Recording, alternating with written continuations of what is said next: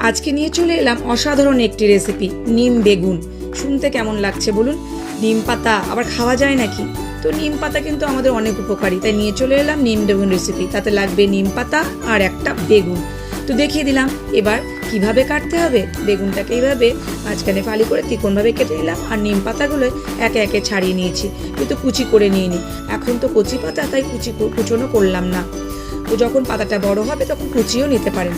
এবং তেলের মধ্যে হলুদ লবণ সহযোগে বেগুনটাকে প্রথমে আমাদেরকে ভেজে নিতে হবে। তো বেগুন ভেজে নেওয়া হয়ে গেল, দেখতেই পাচ্ছেন এরকম লাল লাল করে বেগুনটা ভেজে নিতে হবে। এবং সেই বেগুন ভাজা তেলে আমাদেরকে দিয়ে দিতে হবে নিম পাতা। তো আমি দিয়ে দিলাম এই তেলের মধ্যে শুধু নিম পাতা।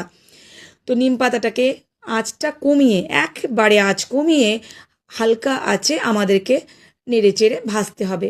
ভাজতে বেশ কিছুক্ষণ একটু সময় দিতে হবে, কারণ পাতাগুলো যাতে নরম নরম না থাকে, তাহলে কিন্তু নিম বেগুনটা খেতে আমাদের ভালো লাগবে না। তো পাতাটা আস্তে আস্তে ভাজা হয়ে যাক। তো ভাজা হতে হতে কিছু কথা বলি। নিম পাতা আমরা প্রত্যেকেই জানি আমাদের প্রচুর উপকারী এই পাতা। এতে আমরা নানা ওষুধও ব্যবহার করে থাকি। তো এই সিজন চেঞ্জ হওয়ার সময় আমাদের এই পথটা অবশ্যই রাখা উচিত এবং খাওয়া উচিত, আমাদের নানা রোগ নিরাময় করার জন্যে। তো বলতে বলতে নিম পাতাটা ভাজা হয়ে গেল, এবং যেই বেগুনটা ভেজে রেখেছি দিয়ে দিলাম এতে।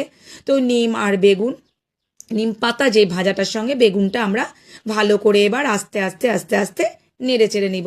তো তৈরি হয়ে গেল নিম বেগুন রেসিপি। অসাধারণ রেসিপি এটি। আপনারা গরম শুকনো ভাতে অল্প করে মেখে নিয়ে খেয়ে দেখতেই পারেন, ভালো লাগবে।